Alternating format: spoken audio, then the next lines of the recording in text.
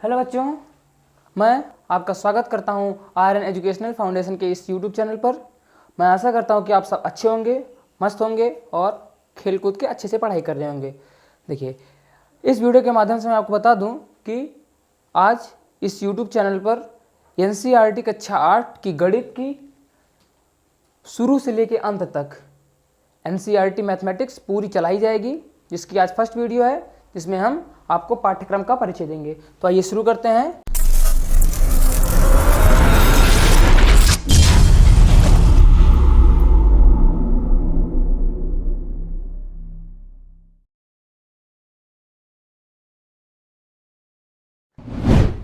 कक्षा 8 NCERT mathematics में तो ये इसमें पहला चैप्टर क्या है? पहला चैप्टर है परिमेय संख्या। परिमेय संख्या क्या होती है? परिमेय संख्या ऐसी संख्या होती है जिसे हम P/Q के रूप में लिख सकते हैं और जहाँ जो Q है वो जीरो के बराबर नहीं होती है। देखिए, इसमें हम परिमेय संख्याओं के गुणधर्म, परिमेय संख्याओं के प्रकार, परिमेय संख्याएं कैसे जोड़ी जाती हैं, घटाई जाती हैं, उसके बारे में पढ़ेंगे। अगला आपके सामने चैप्टर आता है एक चर वाले रैखिक समीकरण। चर क्या होता है? चर का मतलब होता है चलायमान, जो परिवर्तित होता रहता है। ठीक है, यानी XYZ बेसिकली चर के रूप में आते हैं। तो इसमें हम केवल एक ही चर, यानी अगर एक समीकरण देखेंगे जैसे 2x + 3 3y + 2, यानी उसमें एक ही चर होगा। उसमें हम एक चर वाले रैखिक समीकरणों को जोड़ना, घटाना, इसके बारे में पढ़ेंगे। अगले चैप्टर में हम पढ़ेंगे कि चतुर्भुज कैसे होते हैं। देखिए, ये क्या है? ये एक चतुर्भुज है। ठीक है, चतुर्भुज का क्षेत्रफल क्या होता है, चतुर्भुज में कितनी भुजाएं होती हैं, चतुर्भुज कितने प्रकार के होते हैं, इस चैप्टर में हम वही समझेंगे। ठीक है, अगला चैप्टर आपके सामने आता है प्रायोगिक ज्यामिति। देखिए, बहुत बच्चों के डाउट्स हैं कि क्या ये सिलेबस में है कि नहीं है। देखिए, मैंने यहाँ साफ साफ लिखा है कि 2024 और 25 के इस नए सत्र में NCERT ने ये जो चैप्टर है प्रायोगिक ज्यामिति, इसे हटा दिया है कोर्स से। पर 9th की अगर मैथमेटिक्स या 10th की अगर मैथमेटिक्स देखें तो उसमें ये चैप्टर जो है इंक्लूड है। मतलब कि अगर हम यहाँ इसको थोड़ा सा भी पढ़ लेंगे तो आपको 9th और 10th में मैथमेटिक्स के इस चैप्टर को पढ़ने में कोई दिक्कत नहीं होगी। तो हम इसके बारे में थोड़ा बहुत आपको आइडिया देंगे कि इसमें आपको क्या पढ़ना है। ठीक है, अगला आपके सामने आता है आंकड़ों का प्रबंधन। ये चैप्टर बेसिकली क्या है? इसमें आप लोग देखेंगे कि अगर मान लीजिए मैं आपको कोई सवाल दे देता हूँ, इसमें आपको कह दे कि एक क्लास है, एक कक्षा है, इसमें बहुत सारे बच्चे हैं, उनकी आयु जो है, यानी उनका जो उम्र है वो कितने साल के हैं, कोई 5 साल का है, कोई 6 साल का है, कोई 7 साल का है। तो हम उसमें सबकी तो ऐसे आयु अगर किसी को बतानी है तो ऐसे तो बता नहीं सकते हैं, तो हम उनका एक औसत आयु लेते हैं। औसत का मतलब होता है थोड़ा सा उभयनिष्ठ, यानी जो सबके लगभग समान हो, सबके तुल्य हो। जैसे मेरी एज 5 साल है, आपकी एज 3 साल है और किसी की एज 4 साल हो, तो अगर हम इसकी एवरेज लें तो ये लगभग 4 आएगी। ठीक है, तो अगर हम 4 बोल दें कि सर 4 जो है वो उनकी एज है लगभग करके कह दें, तो लगभग ऐसी जो संख्याएं हैं और उनके माध्य, आप समझ लीजिए माध्य, माध्यिका और बहुलक। बहुलक का मतलब होता है कि जो बार बार आपको संख्या दिखे।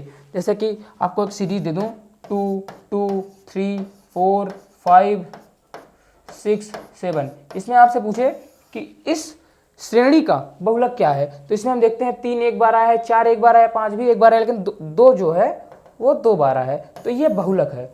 तो ऐसी चीज़ों का हम जब अध्ययन इस चैप्टर में करेंगे। ठीक है, अगला आपके सामने आता है वर्ग और वर्गमूल। ठीक है, वर्ग क्या होता है? जैसे मैं 2 का वर्ग अगर आपसे पूछूं तो आप लोग क्या करेंगे? 2 का वर्ग का मतलब उसकी पावर 2 कर दीजिए, यानी उसे उसी संख्या से 2 बार गुणा कर दीजिए। तो 2 × 2 कितना हो गया? 4। ये हो गया वर्ग। वर्गमूल क्या होता है कि जो संख्या है 4, उसी वर्गमूल का ये चिन्ह होता है। इसको ऐसा भी लिखा जाता है, ये कितना हो जाएगा? ये 2 हो जाएगा। ये कैसे निकालते हैं, इनका कैसे सॉल्व करेंगे, ये सब मैं उस चैप्टर में बताऊंगा। अगला आपके सामने आता है घन और घनमूल। ठीक है, जैसे इसमें हमने वर्ग और वर्गमूल के बारे में पढ़ा, इसमें हम पढ़ेंगे, ठीक है, इसमें हम पढ़ेंगे 3 पावर। घन का मतलब होता है जिसमें 3 पावर के बारे में पढ़ते हैं, वो सब घनमूल होता है। ठीक है। तो आगे हम देखते हैं घन और घनमूल क्या होता है। घन का मतलब होता है 3 पावर, घन का मतलब होता है 3 पावर, और घनमूल का मतलब होता है कि 1/3 कर दें। जैसे वर्ग का उल्टा जो है वर्गमूल होता है, वैसे घन का उल्टा घनमूल होता है। जैसे अगर हम कहें 3 का घन क्या है, तो 3 की पावर 3, यानी कि 3 गुणे 3 गुणे 3, ये क्या हो जाएगा, ये हो जाएगा 27। ठीक है, ये हो गया इसका घन। ठीक है, घनमूल क्या होता है कि 27 का अगर मैं 1/3 कर दूं तो ये 3 हो जाएगा। देखिए ये सब कैसे सॉल्व करते हैं, कैसे मैंने इसका यूज किया, ये हम बताएंगे आपको इस चैप्टर में, आने वाले चैप्टर्स में। राशियों की तुलना, इसमें हम पढ़ेंगे जैसे आप किसी बैंक में जाते हैं और कुछ पैसे उसको देते हैं, कुछ पैसे आप बैंक से लेते हैं या बैंक आपको कुछ पैसा देता है, तो आप उस पर इंटरेस्ट यानी दर यानी कुछ पैसे आप एक्स्ट्रा देते हैं उनको, बैंक को, तो हम आपको उसे जैसे लोन आप पढ़ते हैं वैसे ही, तो उसमें जो एक्स्ट्रा पैसे दिए जाते हैं उन सब के बारे में, राशियों के बारे में हम इसमें पढ़ेंगे। ठीक है, नेक्स्ट आपका आता है बीजीय व्यंजक और सर्वसंख्या। बीजीय व्यंजक और सर्वसंख्या में क्या होता है कि जैसे एक चर वाले रैखिक समीकरण में जो मैं आपको पढ़ाऊंगा लगभग उसी के समान आपको इसमें पढ़ना होगा।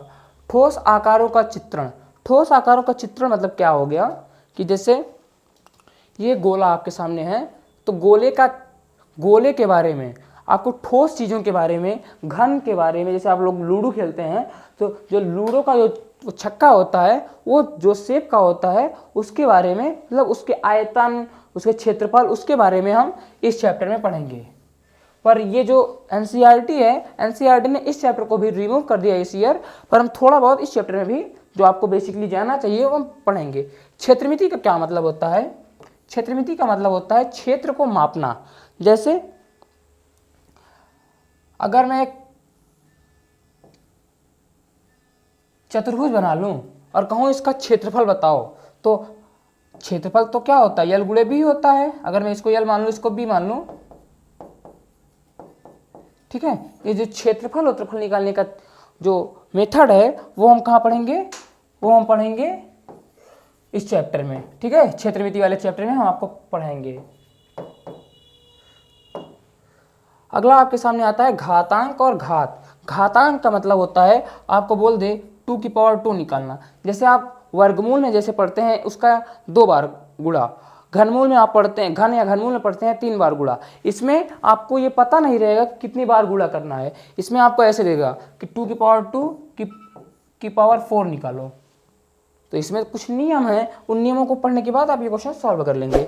हमें आपको केवल बता रहे हैं सिलेबस क्या है। ठीक है, अगला क्या होता है सीधा और प्रतिलोम समानुपात। इसमें हम पढ़ेंगे अनुपात क्या होता है, समानुपात क्या होता है।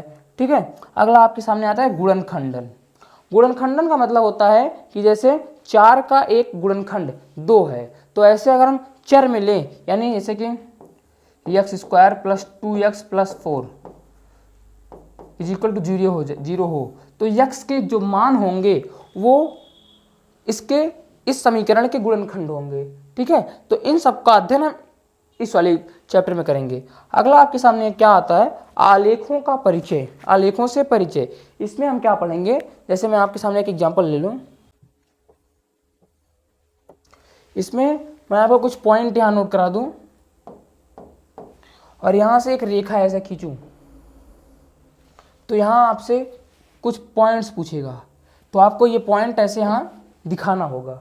ठीक है, और यहाँ ब्रैकेट में कुछ जो यहाँ के निर्देशांक होंगे जो मैं आपको पढ़ाऊंगा उस समय वो आपको दिखाने होंगे। मतलब इसमें हम केवल आलेखों से परिचय पूछेंगे। एक चैप्टर आपके एनसीईआरटी में और है जो कहीं कहीं दिया है कि है और कहीं कहीं दिया है कि वो चैप्टर नहीं है, वो है कौन सा चैप्टर,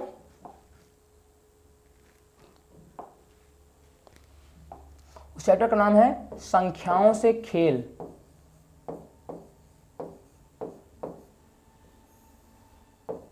संख्याओं से खेल का क्या मतलब होता है,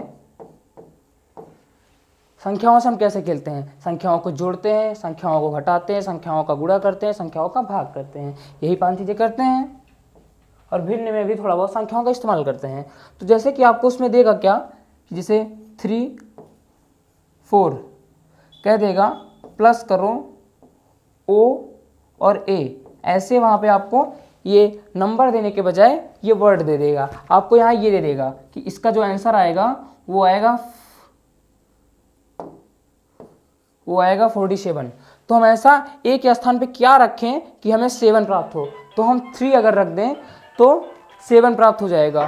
तो 3 4, अगर हम यहाँ 3 रख दें और यहाँ 1 रख दें तो आपका क्या हो जाएगा 4 3 7, और 3 और 1 को अगर ले लें तो ये हो जाएगा 4। यानी अगर हम ओ के स्थान पर 1 और ए के स्थान पे 3 रख दें तो क्या होगा, ओ और ए की वैल्यूज आपको प्राप्त हो गई इससे। यानी जो संख्याओं के बेसिक मेथड यानी कि जो हम जोड़ घटाव पढ़ते हैं उन्हीं को एक अक्षरों के फॉर्म में कन्वर्ट कर देगा और कहेगा अक्षरों का मान बताओ। ठीक है, आपको बेसिकली ये जो 14 चैप्टर यानी जिसमें से 2 चैप्टर रिमूव भी हुए हैं और एक चैप्टर में संदेह है कि वो एनसीईआरटी रखेगी नहीं रखेगी, मैं आपको ये 14वां चैप्टर पढ़ाऊंगा। वो जो 2 चैप्टर जो एनसीईआरटी ने कहे हैं कि रिमूव हो गए हैं, उस चैप्टर के बारे में भी अगर आप थोड़ा बहुत जान लेंगे तो आपको आगे आने वाले गणित के अध्ययन में कोई दिक्कत नहीं होगी।